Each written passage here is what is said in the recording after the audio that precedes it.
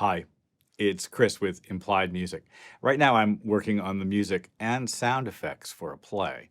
And today I want to talk about sound effects. Well, it's set circa 1650, and that's the advent of black powder muskets and, of course, cannon. There's one long sequence that calls for kind of a siege. We'll have a battle sequence, basically. Well, I have to do some musket fire. I want to show you how I use Kontakt, the sample player, to create variety in my musket and cannon shots. It's a couple of interesting tricks that you can use for instruments as well.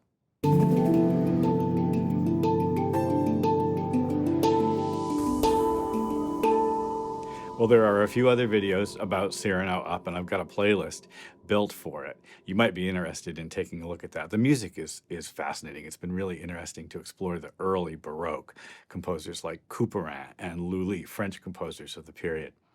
But today I want to talk about sound effects. And of course, a sound designer for theater, or I suppose for film, has to deal with a lot of sound effects. And we're going to record them and then play them back using QLab, a great theatrical sort of timeline-based, software that runs kind of the whole sound world of the show. It can also run inputs, live inputs like mics, and handle video. Very powerful, worth looking into, and I'll probably do a video specifically about it later on. But for today, I want to talk about the muskets, the cannons, things like that.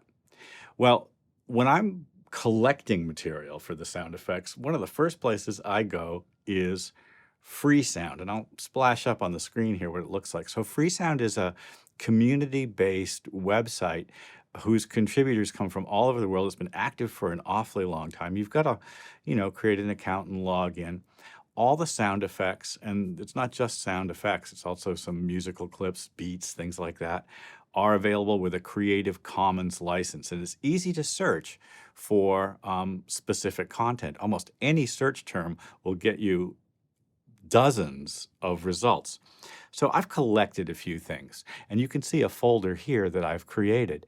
And sometimes you'll get whole sound packs. So in the case of, for instance, this medieval combat sound pack, I've been able to download the entire pack. We can listen to, a big battle sequence. It's going to be really, really useful, I think. In fact, I've got a couple of battle sequences. This one, I think, sounds quite good. Of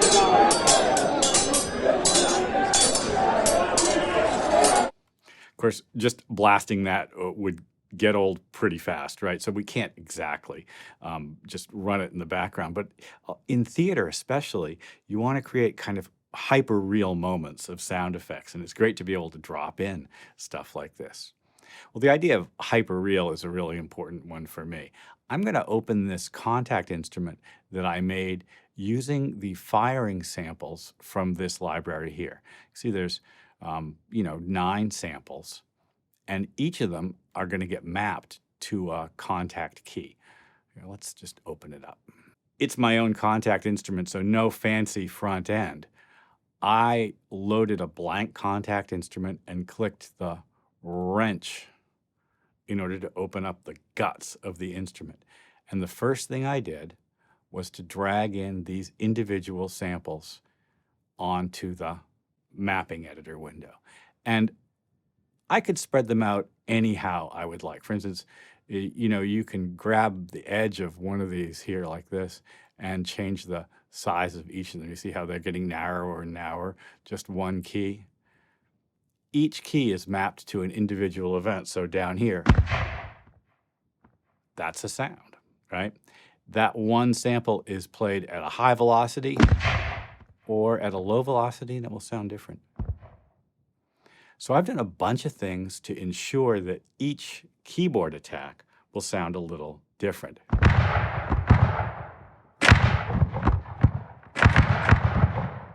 You can hear there's slight pitch changes, delay changes, actual envelope changes. Let's look at each of them as we go along.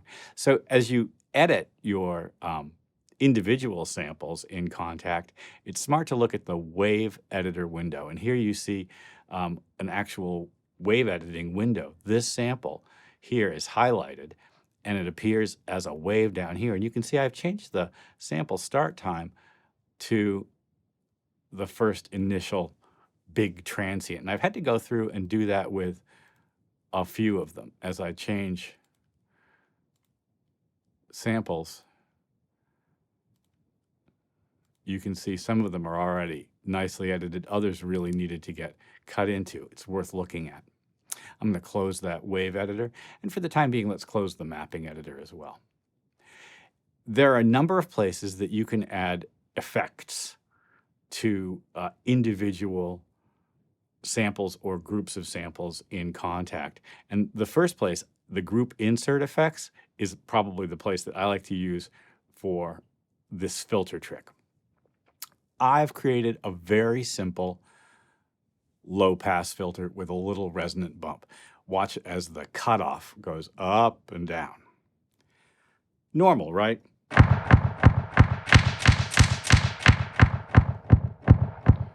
Now, that'd be fun for electro, but I really want something that sounds kind of normal but is still playable from the keyboard. So what I've done is I've added a modulator, mod. I've added a modulator that's controlled by velocity, and I could have it be controlled by any number of things, but I want to choose velocity. And as the velocity increases, the cutoff increases a little bit. So low velocity stays where it is. Watch what happens to the cutoff knob. You get a brighter sound. It sounds like it's more present. I get a much more interesting kind of like vital relationship with the sound that way. Well, just below that, the amplifier is, of course, a very important effect for any sound designer. And so we've got a couple of things happening. First of all, we have an envelope. The envelope controls how the sound begins and ends. And we have it down here. You can see how there's a initial attack and then a decay. And I've actually modulated the initial attack and the initial decay by velocity as well. So each attack, each instance will sound a little bit different, a little bit sharper, last a little bit longer, depending on how hard I strike the key. Very important effect. And the second thing that I really like to do is, since I have the keys, the individual sounds mapped across the keyboard, I want to pan the individual sounds based on something, could be anything, but let's make it key position. So key position changes the panning. So now I've got sounds to the left, sounds to the right. I'm listening in headphones. I can really, really hear it. All right. Now, those individual sounds were pretty nice, but I needed a little bit of delay, so I went and put a replica delay on it. I was careful about how wet it should be.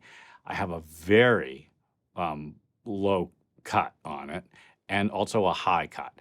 The high cut you can see is at 2K, so it's really like you hear an echo, but not much of one. And then very little feedback. Pretty quiet. It just goes ping, bom, bom. Simple ping pong. I don't need reverb on this for the time being. And in fact, I usually don't add reverb to my sound effects in the theater because rooms are always big in theater. Sometimes you'll need it, but most of the time it's smart not to. I'm using the transient master to bump the attack up by quite a bit.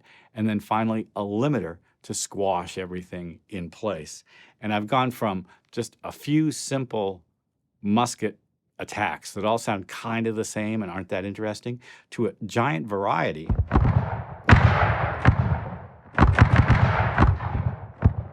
of sounds that I can either have single attacks or create whole battle sequences with just using a MIDI track. It's a great use of Kontakt. I could do the same thing with any events or even crowd noises. For instance, crowd noises that, like live in one space can also be pitched up and down, panned left and right, multiplied to create whole hordes of people. It's a great trick. Kontakt's a really useful tool for me in my sound design work. Well, I hope this has been useful. Like and subscribe, ding the bell. You'll be notified when I do my videos, and I'll see you next time.